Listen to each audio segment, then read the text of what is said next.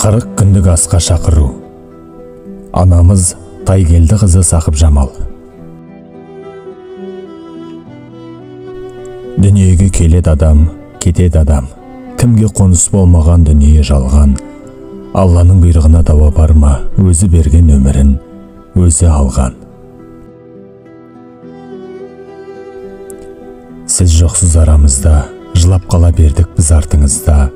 Орның қалдау ортайып асыл анам, не қыларсың, не істерсің бұл тағдырға. Не істерміз, өмірге бағынамыз, еске алып өзіңді жабығамыз. Сол бір асыл бейнеңді жан анамай, аңсаймыз да бәріміз сағынамыз.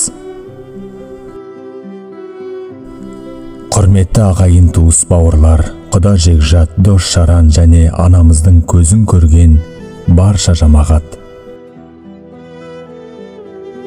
Сіздерді 30 қыркүйек 2023 жылы сағат 12:00-де өтетін анамыз Тайгелді қызы Сақып Жамалдың рухына бағышталған 40 күндік кәдесіне шақырамыз.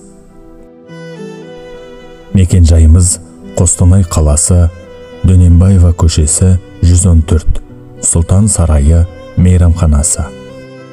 Еске алушы балалары, немерелері, туыстары.